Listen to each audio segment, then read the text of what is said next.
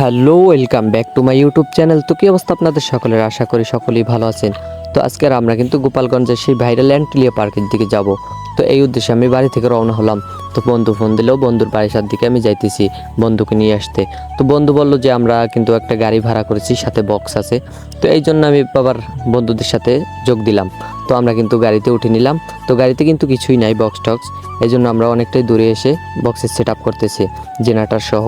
তো বন্ধুরা সবাই মিলে কিন্তু একসাথে যাইতেছে। তো বন্ধু কিন্তু ড্যান্স শুরু করে দিছে।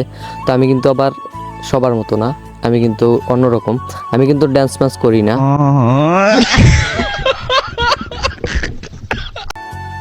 তো আমরা কিন্তু কোটালীপাড়া অলরেডি চলে এসেছি। তো কোটালীপাড়া থেকে আমরা হিরণ যাব, হিরণ থেকে কিন্তু আমরা ওদিকে টুঙ্গিপাড়ার দিকে ঢুকবো। তো হিরণ দিয়ে আমরা টুঙ্গিপাড়ার দিকে যাইতেছি। এই সময় আমি নাকি একটা ভাষণ দিব, জয় বাংলা জয় বঙ্গবন্ধু বলে কিন্তু বললাম যে একটা নাগিন ডান্স হবে নাকি।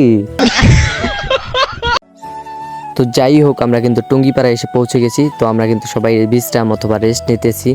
তো আমরা কিন্তু অনেকটা শয়তানি করার পর খিদা লাগে। তো আমরা কিন্তু রেস্টুরেন্টে ঢুকে যাই।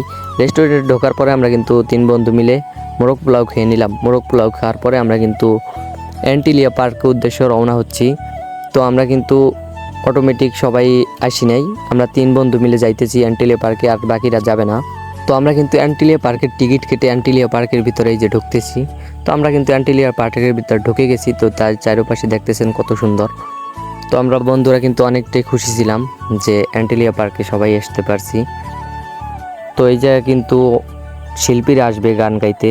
তো চেয়ার দিয়ে অনেকটাই সুন্দর করে সাজিয়ে রাখছে।